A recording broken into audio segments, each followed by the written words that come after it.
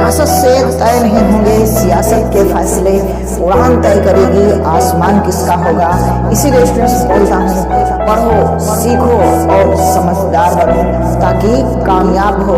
Students आपके अंदर अगर है हौसला, है जुनून, है पागलपन कि इस बार वर्दी हमारे बदन पर माँ बाप की फिक्र को फक्र में बदलना है, तो आइए आप सभी का इन मॉडर्न कोचिंग सेंटर में तहे दिल से इस्तकबाल करता हूँ। हेलो स्टूडेंट्स, जैसा कि आपको पता है कि एसएससी जीडी के फॉर्म आ चुके हैं और फिलअप होना भी शुरू हो चुके हैं। तो आपने अगर अभी फिलअप नहीं किया है तो फॉर्म को फिलअप कर दीजिए।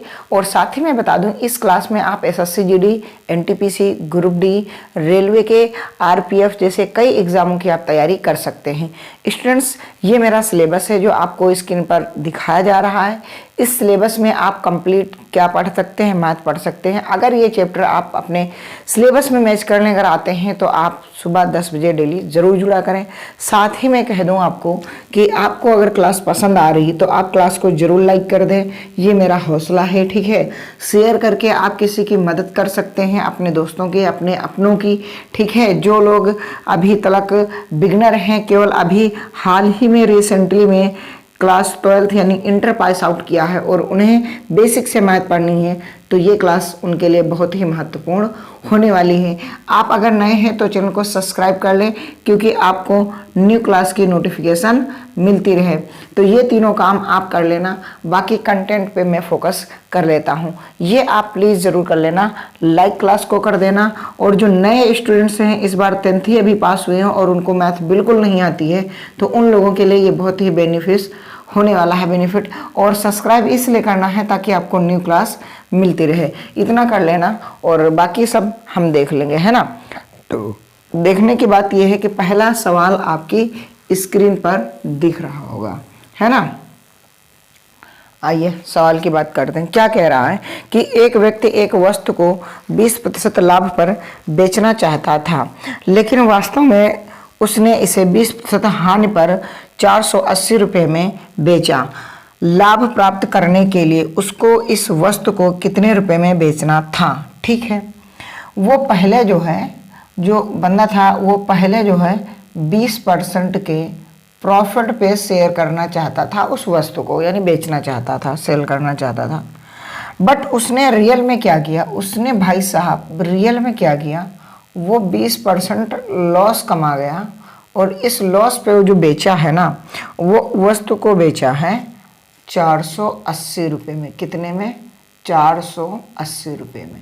अब ये बताइए, जब आप 20% का लॉस में बेचोगे तो वो वस्तु किस परसेंट पे बेचोगे। तो मैं कह रहा हूँ कि अगर 100 में से आप 20 घटा दोगे तो 80% पे आप बेचोगे।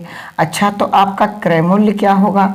हमने कहा क्रय मूल्य आपका होगा 100%, है ना। 100% क्रय मूल्य होगा, उसमें से आप 20% क्या करोगे, घटा दोगे तो आपका 80% बच जाएगा। तो 80% की ही तो ये वैल्यू दी हुई है जो आपको दी है। 80% बराबर 480 रुपये। क्यों भाई साहब? क्योंकि इतने ही रुपए में तो उसने बेचा और ये था विक्रय मूल्य। आपको निकालना क्या है? क्रय मूल्य। तो आपको 100% भाई साहब निकालना है। तो 100% निकालना। तो मैं ये कई बार कह चुका हूँ, एककी नियम के अनुसार जो दिया होता है उससे करते हैं भाग, जो निकालना होता है उससे करते हैं गुणा, ठीक है। 0 से 0 कट चुका है, 8 से इसको 6 बार काट दोगे, आपका 600 रुपये राइट आंसर आ जाएगा। क्रय मूल्य आपका कितना आ जाएगा? 600 रुपये आ जाएगा। लेकिन क्या कह रहा है, ये कह रहा है कि जो है उसे इस वस्तु को कितने में, लाभ कमाने के लिए कितने में बेचा जाए। तो भाई साहब ये बताओ, अगर आपको लाभ कमाना है तो कितने पे बेचना होगा? 20% के प्रॉफिट पे।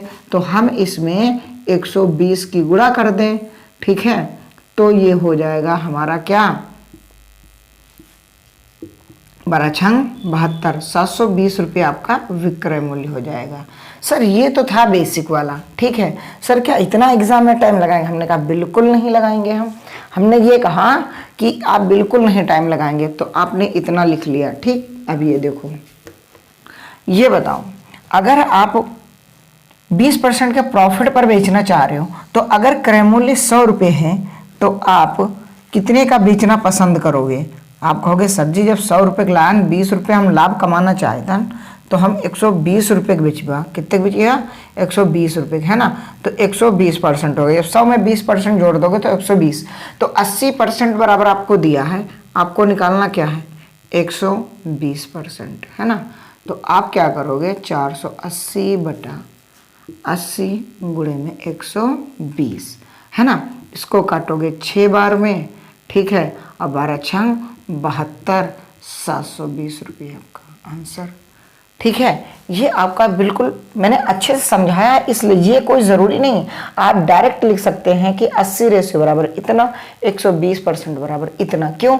क्योंकि आपने 20% लॉस पे बेचा तो ये 80% पे बेचा, 20% प्रॉफिट पे बेचोगे तो 120 पे बेचोगे। तो जो दिया होता है उससे करते हैं भाग, जो निकालना होता है उससे करते हैं गुणा, बस हो गया, ठीक है। तो आप जरूर क्लास को लाइक कर दें और अपने दोस्तों को शेयर भी कर दें।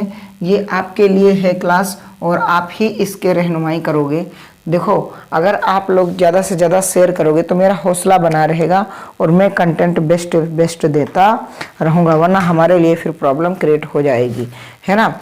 अगला सवाल क्या है, कह रहा है यदि कोई व्यक्ति एक वस्तु 480 रुपये में बेचने पर 20% हानि उठाता है तो उसे 20% लाभ प्राप्त करने के लिए कितनी कीमत पर बेचना होगा।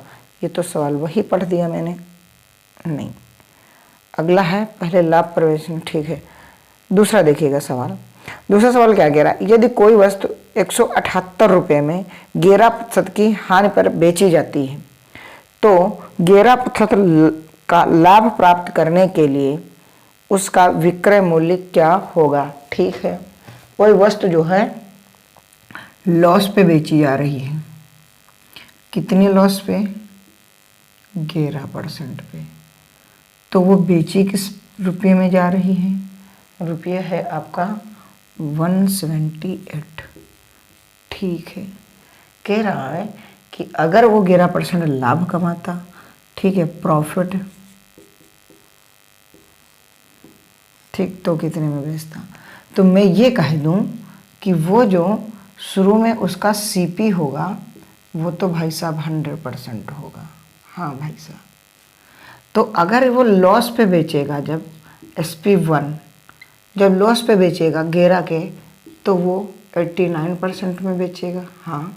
जब वो लाभ कमाएगा तो कितने का बचाएगा, तो वो 111 रुपये का बेचेगा। क्यों? क्योंकि 11% प्रॉफिट कमाएगा, ठीक है। तो सर S1 हमको आपको दे रखा है जब वो लॉस पे बेचा है, तो लॉस पे कितने पे बेचा है 89% इज इक्वल टू 178 रुपीज़, ठीक। और आपको बेचना कितने का है 11% के लाभ पे, ठीक। तो थोड़ा सा नीचे से लिख लूँ, तो जो दिया होता है उससे करते हैं भाग, जो निकालना होता है उससे करते हैं गुणा। तो देखो 9 दूनी 18, ठीक है, यानी कि ये 2 बार में कट रहा है, ठीक है। अब इसकी 2 की अगर गुणा कर दोगे तो 2 एक कम 2, 2 एक कम 2 और 2 एक कम 2, यानी कि 222 रुपये की उस वस्तु को वो बेचेगा तो उसे कितना 11% का लाभ प्राप्त हो जाएगा। उम्मीद करता हूँ कि आपको समझ में आ रहा होगा। अगर आप इस तरीके से नहीं करना चाहते, आप रेशियो से करना चाहते हैं, तो रेशियो से थोड़ा सा लेंदी पड़ेगा, क्योंकि यहाँ जो है संख्याएं ऐसी हैं जो 11 से कट रही हैं, तो ऑटोमेटिक ही यही ठीक लग रहा है मुझे, ठीक है। आगे देखिएगा, आप प्लीज़ स्टूडेंट्स हमारा सपोर्ट करें, हम बेहतर कंटेंट देने के लिए तैयार हैं और कर भी रहे हैं, और फैसिलिटी के तौर पर आपको डिजिटल बोर्ड और HD क्वालिटी देने के लिए हम लगे हैं प्रयास में। अगर आप ज़्यादा से ज़्यादा शेयर करेंगे, 1000 सब्सक्राइबर और 500 व्यूज़ आने लगे तो हम डिजिटल बोर्ड और कैमरा भी लगवा लेंगे। अभी हम ये सारा काम फ़ोन से कर रहे हैं। ये आप लोग सोच रहे होंगे कि इतनी अच्छी जो क्वालिटी है वो कैमरे की है, वो नहीं, वो सब फ़ोन का कमाल है, ठीक है। आइए आगे देखिएगा क्या कह रहा है अगला सवाल। अगला सवाल कह रहा है कि एक घड़ी 1140 रुपये में बेचने पर एक व्यक्ति को 5% की हानि होती है। 5% लाभ कमाने के लिए घड़ी किस कीमत पर बेची जानी चाहिए, ठीक है। यानी वो बेच रहा 5% के लॉस पे। अच्छा, जो आपका एसपी रुपयों में दिया है ना, वो 1140 रुपये दिया है, ठीक है। लॉस आपका जो दे रखा है वो 5% दे रखा है। आपको प्रॉफिट कमाना है 5%। तो अगर आप जो है इसको 5% के लॉस पे बेचोगे तो भाई साहब 95% तो बेचोगे, क्योंकि 5% घटा दोगे। और यहाँ अगर S2 अगर आप यहाँ पास लाभ पे बेचोगे तो मैं ये कह रहा हूँ कि 105 पे बेचोगे। बोलो ठीक है, ऐसे बेचोगे, ठीक है, ठीक है, बहुत अच्छी बात है। तो हमने कहा ये इस पे दिया, हमने कहा हाँ बिल्कुल। तो आप ये कह दो कि 95% बराबर 1140, ठीक है, रुपये। और आपको निकालना है 105%। तो आप कहोगे कि 1140/95 और गुणे 105, है ना। तो अब इसको आप काट लो, है ना। तो 95 एकम 95, है ना। तो 9 और 14 और 9 14